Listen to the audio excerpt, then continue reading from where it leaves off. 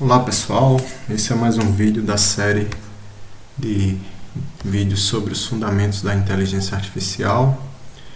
Nós já estamos há alguns vídeos vendo alguns conceitos que são úteis para o entendimento de redes neurais e hoje, finalmente, nós vamos ver a implementação de um código para classificar padrões utilizando redes neurais. Nós vamos usar uma implementação pronta de redes neurais e o conteúdo dos vídeos anteriores serão úteis para a gente ter um vocabulário comum para se referir aos parâmetros e aos termos usados na classificação de padrões utilizando redes neurais.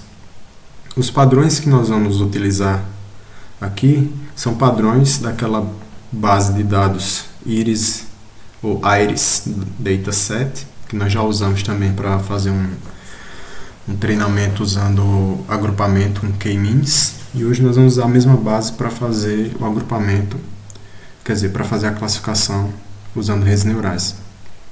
Então, relembrando que essa base IRIS Dataset ou Dataset é uma base que tem 150 amostras para 3 categorias de flores, né, que são íris virgínica, íris versicolor e íris setosa.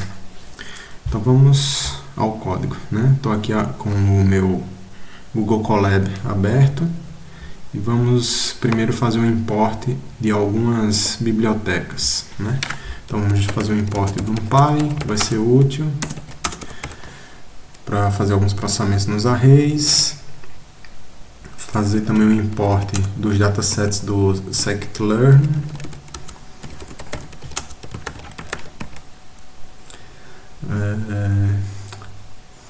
vamos também precisar fazer o import da biblioteca para usar redes neurais em Python com scikit-learn. Aqui no scikit-learn a classe, né, que mais se aproxima do que a gente estudou até agora de redes neurais é a MLP Classifier, né, que é um classificador do tipo Multilayer Perceptron. Eu não falei isso em vídeos anteriores, mas um Multilayer Perceptron é um classificador que é baseado no conceito de perceptron, que nada mais é do que uma função de decisão. Aí você pode entender isso como uma função que tem um limiar. Se o valor da entrada quando processado por aquela função dá maior do que o limiar, você classifica como uma classe. Se der menor, você classifica como outra classe. Aí esse Multilayer Perceptron ele é generalizado para fazer classificações para múltiplas classes. Então, from scalar.neural network import MLP classifier. Ok.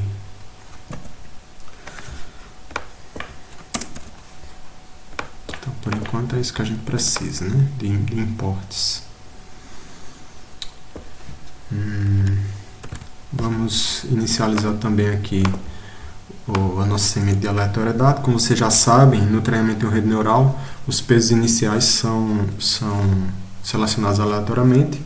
Então, para fixar aqui o valor desses pesos, para ter reprodutibilidade dos experimentos, eu vou colocar a semente de aleatoriedade como sendo 5. E vamos carregar o dataset iris, né? datasets.load e iris. Aí pega os dados, iris.data, pega também os rótulos, iris.target,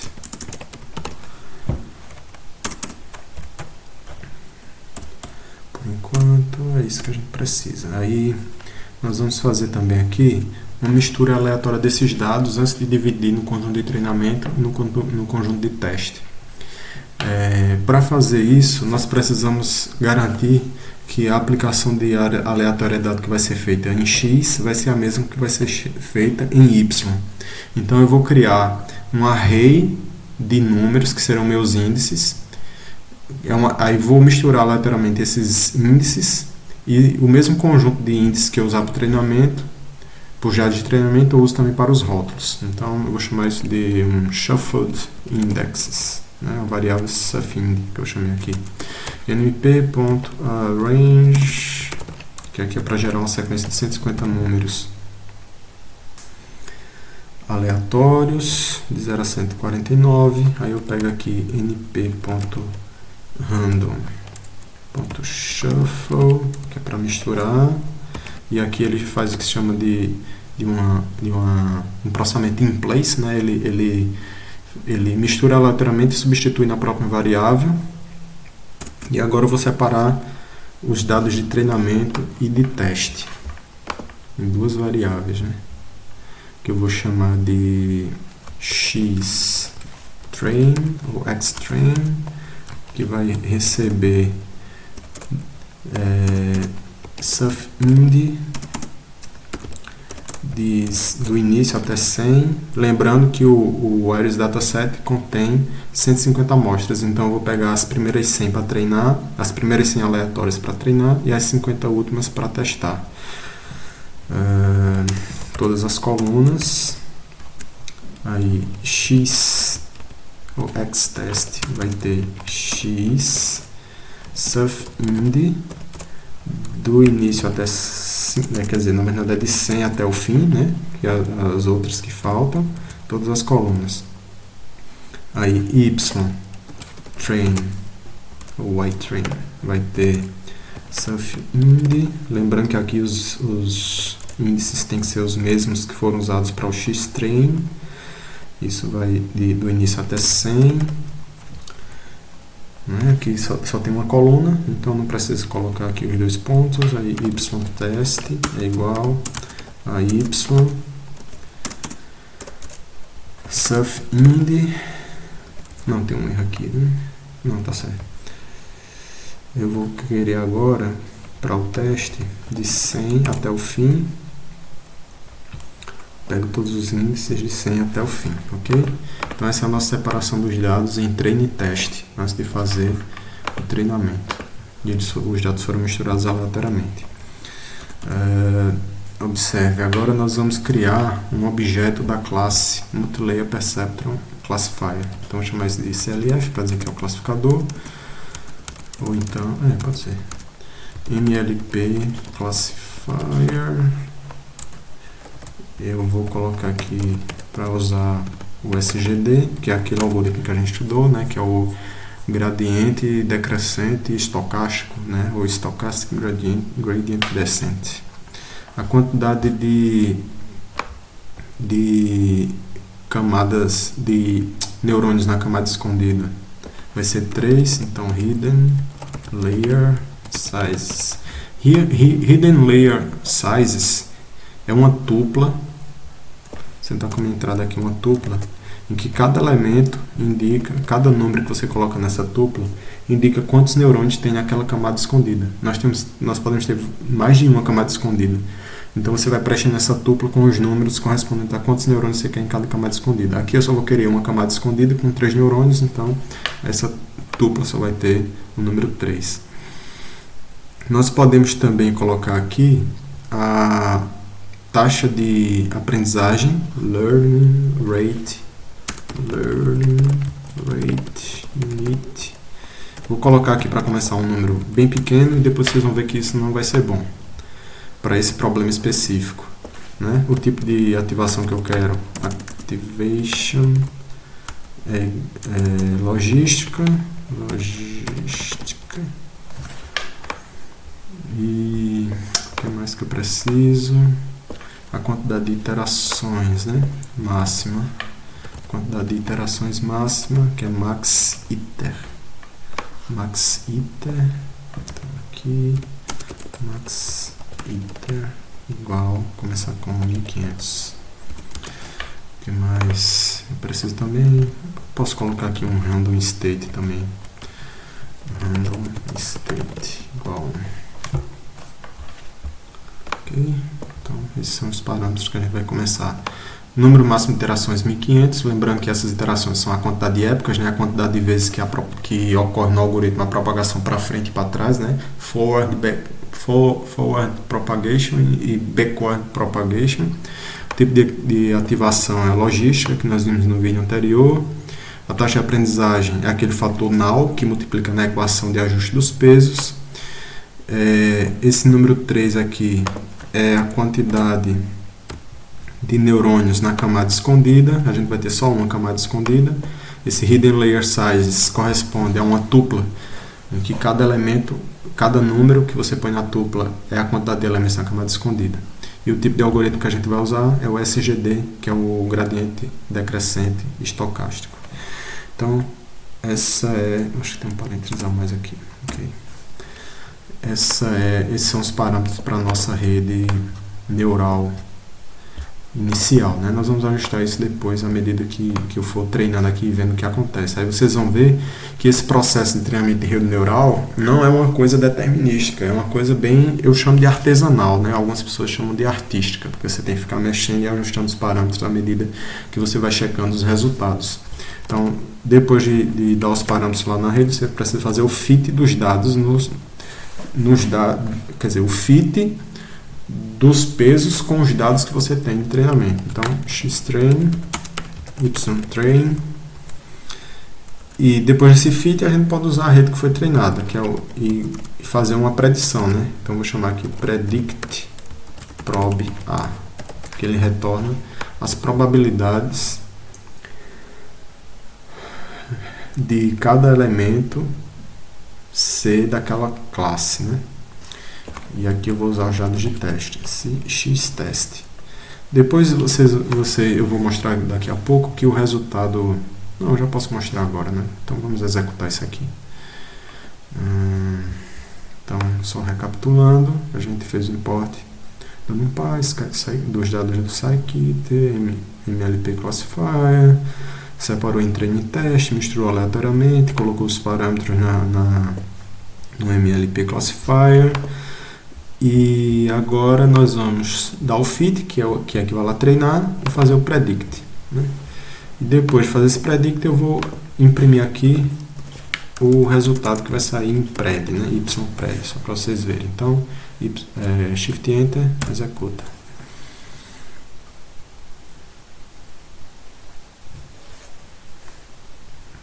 Está executando. Pronto. Então vejam que esse ypred, ele sai com 3 probabilidades em cada linha de dados. Então aqui a gente tem uma matriz de 50 linhas e 3 colunas. Porque cada número desse nas colunas corresponde aos dados serem da classe 0, classe 1 ou classe 2. Certo? Classe 0, classe 1, classe 2. Mas nós precisamos agora avaliar esses dados. Então, quer dizer, avaliar esse resultado. Uma das métricas usadas para avaliar resultados de redes neurais é a métrica chamada acurácia, né? Eu não vou entrar em detalhes aqui sobre o que é a acurácia, mas eu poderei depois fazer um vídeo para vocês falando da acurácia. E o scikit-learn já tem também a acurácia implementada, né? Então deixa eu dar um import aqui, from scikit-learn metrics, scikit-learn.metrics, import accuracy score. Pronto, a acurácia já está implementada e a gente pode usar ela para verificar quanto foi o acerto do classificador treinado. Então, deixa eu colocar aqui uma linha para chamar essa acurácia. Accuracy score y_true, que é na verdade, o nosso y_true é y_test, né? Que é os rótulos corretos para esses dados que foram testados. E o ypred deveriam ser, né, os rótulos obtidos, preditos. Mas só que ypred tem probabilidades, então nós precisamos ajeitar isso aqui vou chamar de, como é que eu posso chamar? Uma variável auxiliar aqui, yalce, vai ser igual a np.argmax ypred pelas linhas, ou seja, ele vai procurar, na verdade pelas colunas, ele vai procurar aqui em todas essas linhas, para cada uma dessas linhas, qual é a coluna que possui a maior probabilidade. E aí ele vai retornar isso no array yalce. E esse array yalce e o ytest serão dados como entrada para accuracy score, e nós vamos ter a acurácia calculada para o treinamento realizado. Shift Enter. E já temos aqui o resultado. Agora vamos analisar esse resultado. Observe que a acurácia deu 28%. Horrível, péssima, né? Para 50 amostras. Então é aí que começa o processo artístico, de entendimento do que é que está acontecendo, que está fazendo esse resultado ser tão ruim, né? 28% de acerto é horrível. E é aqui nesse momento que a teoria de redes neurais é extremamente necessária. Se nesse momento você não sabe teoria, você simplesmente foi lá, pegou o código em algum canto e botou para executar, você não vai ter ideia do que fazer para melhorar esse resultado. Ou seja, vai ficar tentando mudar parâmetro aleatoriamente sem saber o que é que está acontecendo. Então, olhando para o problema, né, uma vez que nós não somos simplesmente manipuladores de biblioteca, nós vamos olhar aqui, por exemplo, nós vamos ver que os dados, deixa eu abrir mais um link aqui, pronto, que xtrain, se a gente plotar xtrain, os valores de xtrain são valores de medidas de pétala, sépala e etc. E aí esses valores, eles têm muita variação entre eles. Um dá 3, 4, 5, 6, são números que variam muito. Então nós temos que pegar esses valores, observe, nós temos que pegar esses valores e colocar eles numa mesma faixa de variação. Colocar eles na mesma faixa de variação, a gente chama de normalizar os dados. Geralmente isso é feito ou para entre 0 e 1 ou para entre -1 e 1. Aqui eu vou usar o algoritmo que já tem pronto também no scikit-learn para fazer essa normalização, que é o scaler, né? Que ele faz a normalização dos dados. Então eu preciso fazer primeiro o import desse scaler, né? Existem vários tipos de scaler, eu vou usar aqui o padrão, tá? Então from scikit-learn.preprocessing import standard scaler. Aí nós, depois de fazer o import, nós declaramos um objeto dessa classe scaler.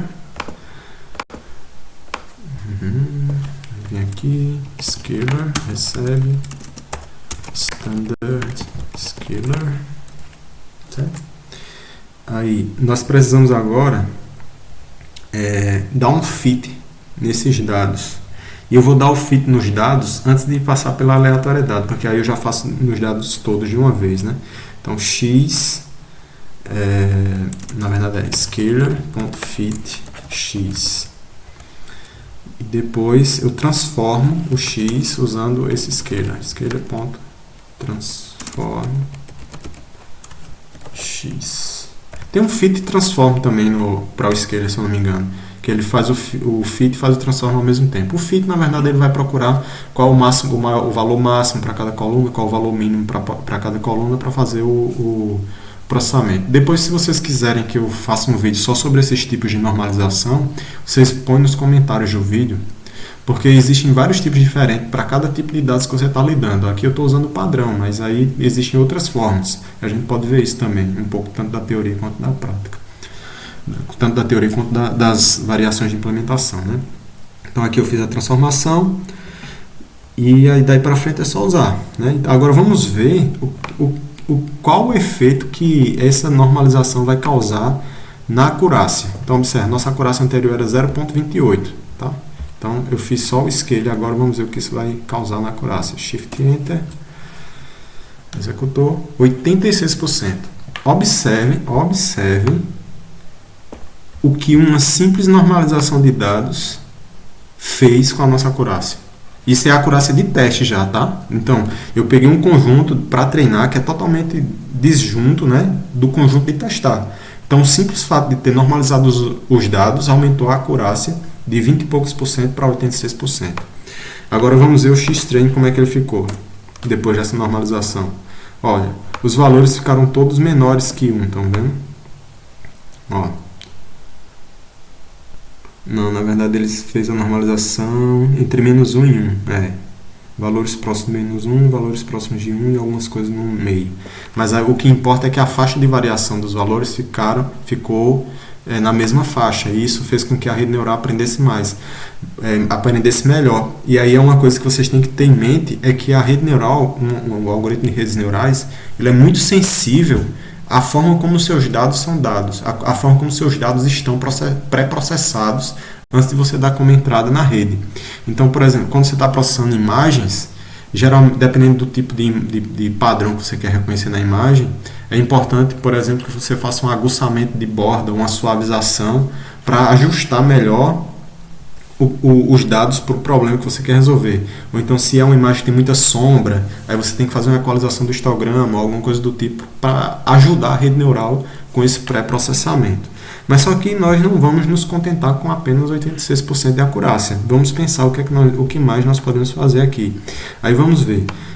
Das outras análises dos vídeos anteriores que nós já fizemos e olhamos esses dados da Iris Dataset, nós sabemos que esse conjunto é um conjunto de dados fácil. Então, se é fácil, essa taxa não deveria ser tão baixa. E outra coisa, se é fácil, provavelmente ele deveria convergir rápido. Observe que tem um warning aqui, dizendo que ele, depois de 1.500 iterações, ele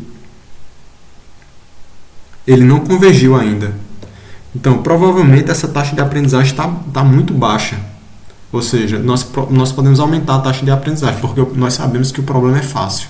Então, eu vou tirar aqui de 1 para 1.000 para ser 1 para 100. Tá? Então, vamos ver se a taxa vai mudar de 0,86 para um valor mais alto. Shift Enter, executa de novo. 98. Então, mais uma vez, observe que as decisões que eu estou tomando para melhorar essa acurácia não são tentativa e erro. São baseadas no entendimento do problema, no entendimento dos dados e no entendimento do algoritmo. Tá? Então, se eu aumentei aqui para 0,1 e aumentou para 98%, o que aconteceria se eu aumentasse para 0,1? Estava 0,01, agora 0,1. Vamos lá? Shift Enter. 0,98, não mudou muito. Então, vou ser ainda mais grosseiro aqui e aumentar para 0,7. 0,98. Então, provavelmente, nós chegamos no máximo que nós podemos conseguir utilizando redes neurais para resolver esse problema. 98% de acurácia. Então, se eu colocar aqui para imprimir o Y, por exemplo, os primeiros 10 valores de Y alce, né, os primeiros 10 valores, na verdade eu posso fazer assim, print e Y teste, também eu quero os 10 primeiros valores.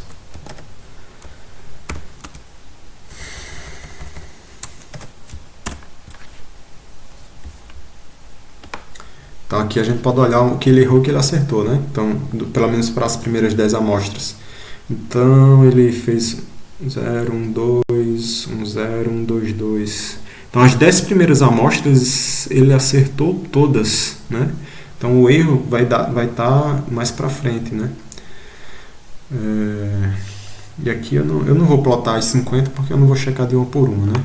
Mas existem outras maneiras de avaliar os resultados que eu não vou colocar nesse vídeo porque senão o vídeo vai ficar muito longo. Se vocês quiserem mais detalhes sobre o vídeo e sobre o que fazer para a rede melhorar, sobre as decisões que foram tomadas para esses parâmetros, por favor, coloquem nos comentários que a gente faz mais um vídeo sobre esse assunto. Eu espero que tenham gostado. Se inscrevam no canal, compartilhem o vídeo, porque eu acho que essas informações práticas sobre como ajustar os parâmetros, elas não estão em livros, né? Geralmente não estão muito fáceis de acessar na internet. Então, essas informações que eu estou dando aqui no vídeo são muito úteis na prática, né? No dia a dia do reconhecimento de padrões e de aprendizagem de máquina. Então, obrigado por assistir o vídeo. Não esqueça de curtir, de se inscreva no canal para receber as atualizações de novos vídeos. E não esqueça de deixar nos comentários qualquer dúvida ou informação que você queira. Até o próximo.